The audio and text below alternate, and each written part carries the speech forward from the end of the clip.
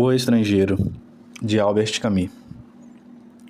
Hoje minha mãe morreu, ou talvez ontem. Recebi um telegrama do asilo, que dizia: sua mãe faleceu, enterro amanhã, sentidos pêsames. Isso não esclarece nada, talvez tenha morrido ontem. Não visitava minha mãe porque não havia o que ser falado.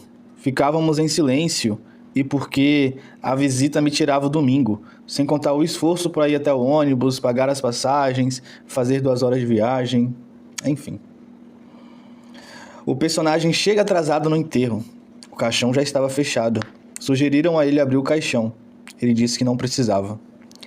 Naquele constrangedor silêncio da morte, num diálogo com o porteiro do asilo, o personagem principal oferece um cigarro e os dois fumam perante o corpo da mãe. Vieram outros inquilinos do asilo e lá ficaram chorando e velando o corpo. Ele diz: tive a impressão de que essa mulher morta deitada no meio deles não significava nada para eles.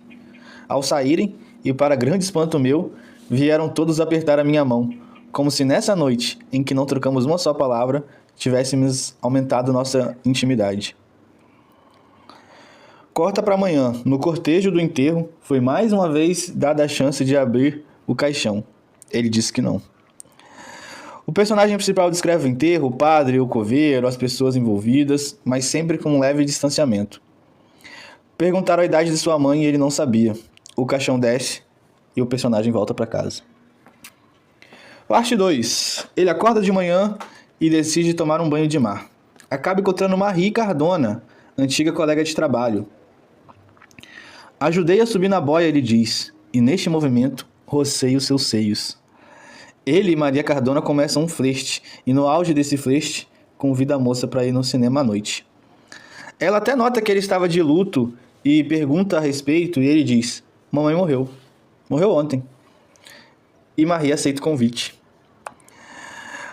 O filme tinha momentos engraçados e outros momentos verdadeiramente idiotas. No fim da sessão a beijei, e ela veio para casa.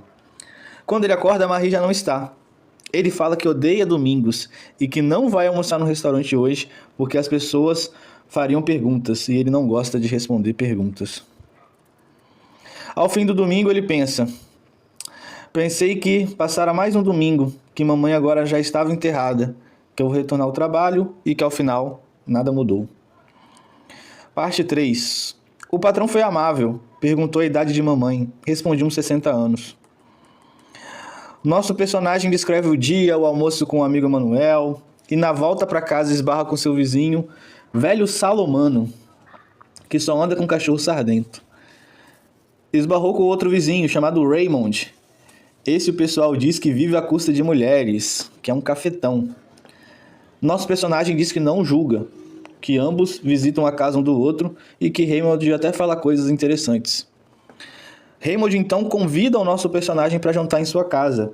Conta a história de que brigou com uma mulher e depois pergunta se eles poderiam ser amigos. Nosso personagem diz: respondi que tanto fazia ser amigo dele ou não. Parte 4. Encontra com Marie no fim de semana. Agora é oficial, eles namoram. Ela pergunta se ele a ama e olha a resposta. Respondi que isso nada queria dizer, mas que parecia que não. Neste momento começa uma gritaria no prédio. O Raymond, vizinho, bate em uma mulher. A polícia chega e ele sai para passear num bar, jogar sinuca. Quando voltam, o velho está na porta do prédio, chorando porque perdeu seu cachorro. Parte 5. Raymond liga para o trabalho do personagem e convida ele para ir numa casa de praia no domingo. E ele pede para levar Marie. O chefe oferece uma promoção e uma mudança para Paris. A resposta é que, no fundo, tanto fazia. Respondi que nunca se muda de vida. Todas se equivalem e aqui a minha não me desagrada em absoluto. Não sou infeliz. À noite, Marie veio me buscar e perguntou se eu queria casar-me com ela. Disse que tanto fazia, mas que se ela queria, poderíamos nos casar. Então ela quis saber se eu a amava. Respondi que isso nada queria dizer, mas que eu não amava. Nesse caso, por que se casar comigo? Ela perguntou. Falei que isso também não tinha importância e que se ela desejasse, poderíamos nos casar. Ela disse que casamento era coisa séria, e eu disse que não. Ela perguntou a si própria se me amava, murmurou que eu era uma pessoa estranha e que talvez me amasse justamente por isso, mas que pelos mesmos motivos eu a decepcionaria. Ficamos calados. Ela pegou meu braço e disse que queria se casar comigo. Depois de um passeio com Marie, na chegada em casa, viu novamente o velho se lamentando pelo seu cachorro. Este velho o convidou para jantar e emitiu a opinião de que eu devia estar me sentindo muito infeliz desde que a minha mãe morrera. Eu nada respondi. Disse também que no bairro tinham me criticado por ter mandado ela para um asilo, mas ele me conhecia e sabia que eu gostava muito de mamãe. Ela não tinha assunto para conversar comigo, dizia nosso personagem tentando conhecer o velho. No domingo, foram à casa de praia. Viram árabes no trajeto. Sentiu aquele ambiente agradável e hospitaleiro. Pela primeira vez, talvez, pensei realmente que ia me casar. Ele e Marie curtem a praia. Os árabes que seguiram eles eram irmãos da mulher que Raymond, o vizinho, bateu e foram tirar satisfação. Raymond quebrou o cara no soco, mas no final o árabe reagiu com uma facada profunda. Raymond teve que ser levado às pressas para o médico, enquanto Meursault, o nosso personagem principal, teve que explicar para as mulheres na casa o que havia acontecido. Raymond, que sofreu uma facada, estava com uma arma e naquela correria deu a arma para Meursault antes de começar a briga. Meursault ficou então sozinho em casa enquanto os outros foram para o médico, foram ao hospital ver a situação. E estando lá sozinho, decide voltar à praia e encontrar o árabe. Achou o árabe lá sozinho e pensei que bastava dar meia volta e estaria tudo acabado. Mas atrás de mim se comprimia toda uma praia vibrante de sol. Era o mesmo sol do dia em que minha mãe morreu. Esse sol fez eu dar um passo à frente. Nesse momento, o suor me escorreu na minha testa, para os meus olhos, e fiquei meio cego. O reflexo da faca do árabe me deixou tonto. Foi então que tudo vacilou. Peguei o revólver e o gatilho cedeu. Emitiu-se um barulho ao mesmo tempo seco e ensurdecedor. Compreendi que destruiu o equilíbrio do dia, o silêncio de uma praia que estava feliz. Então atirei ainda mais 4 vezes num corpo que estava inerte. Foram como 4 batidas na porta da desgraça. O filme agora vai para um segundo momento, na parte 2, capítulo 1. Meursault foi preso. Na prisão, foi me oferecido um advogado. Perguntei por quê. Achava o meu caso muito simples. O juiz foi muito gentil. Na saída quase lhe estendi a mão, mas lembrei a tempo de que eu acabara de matar um homem. No dia seguinte, o advogado disse que tinha investigado a minha vida e de que eu dera provas de insensibilidade no dia do enterro da minha mãe. O advogado me perguntou se naquele dia eu sofrera. Eu respondi que perdi o hábito de perguntar coisas a mim mesmo. É claro que amava a mamãe, mas isso não quer dizer nada. Todos os seres normais tinham, em certas ocasiões, desejado a morte das pessoas que amavam. O que podia afirmar com toda certeza é de que preferia que mamãe não tivesse morrido e que essa história não tinha relação com o meu caso. Mais uma vez me vem o juiz. Ele me procura e diz: há coisas no seu gesto que fogem à minha compreensão. Perguntou se eu amava a mamãe. E eu respondi que sim, como todo mundo. Perguntou o porquê de eu ter dado 5 tiros. Isso eu não soube responder.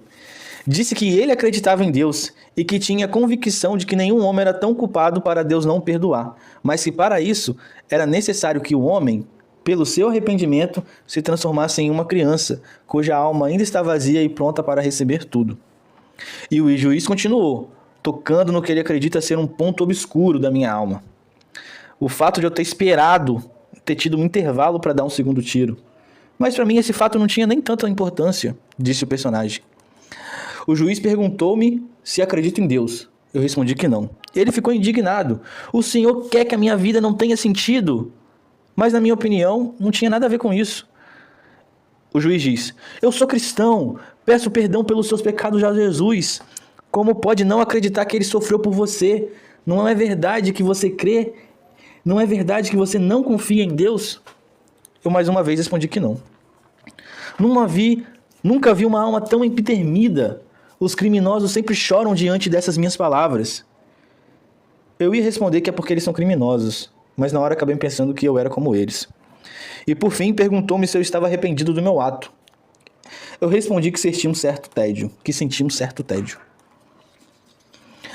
O capítulo 2 é a primeira e única vez que Marie visita o nosso personagem. Ele narra o fato e também narra que ele coordenava o tempo dele muito bem na prisão e não se sentia angustiado. Compreendi que um homem que houvesse vivido de verdade um único dia, poderia, sem dificuldades, passar 100 anos na prisão. No capítulo 3 começa o julgamento. Esse caso acabou se tornando famoso. Os jornais deram uma aumentada na situação. Um interrogatório aborda o fato dele ter colocado a mãe no asilo. Respondi: não tinha dinheiro para mantê-la. Nem mamãe nem eu esperávamos mais alguma coisa do outro. Aliás, não esperamos nada de ninguém. A primeira testemunha foi o diretor do asilo. Disse que eu não queria ver mamãe, que eu não chorara nenhuma vez e que eu fui embora muito rápido após o enterro, sem me recolher junto ao túmulo. Disse também que eu não sabia dizer a idade da minha mãe. A segunda testemunha foi o porteiro, e disse que eu ofereci um cigarro e fumamos juntos perante o caixão. A terceira testemunha foi o meu amigo Celeste. Esse sim me chamou de amigo e disse que eu era um bom homem. Pela primeira vez na minha vida tive vontade de beijar um homem. Mais uma testemunha, agora Marie, disse que ia se casar comigo. Porém, perguntaram sobre a nossa relação e perceberam que foi um dia depois da morte de mamãe. O promotor emitiu a seguinte frase: no dia seguinte à morte de sua mãe, esse homem tomava banho de mar, iniciava um relacionamento e ia no cinema ver um filme de comédia. Outra testemunha foi o dono da casa de praia. Ele testemunhou o fato e ele disse que eu era um bom homem e que eu era uma excelente pessoa. O velho do cachorro também tentou me defender, de uma forma meio atrapalhada. E Raymond, a testemunha final, explicou toda a história, que ele era o rival dos árabes e que eu acabei sendo envolvido. Capítulo 4. Mesmo no banco dos réus, é sempre interessante ouvir falar de si mesmo, disse o nosso personagem. Todo esse caso acontecia à margem de mim. Eu não tinha voz para falar no tribunal. Eu só queria explicar de que eu nunca me arrependi verdadeiramente de nada e dizer que a arma disparou por causa do sol que bateu no meu olho. O julgamento se desenrolou. O advogado de defesa e acusador fazem suas considerações, mas a pena se mantém. Em nome do povo francês, cortariam a minha cabeça em praça pública. Capítulo 5. Recusei o padre na minha cela por 3 vezes consecutivas. Estava preferindo ficar em silêncio e escutando meu coração. Não consegui imaginar que esse barulho que me segue há tanto tempo brevemente iria cessar.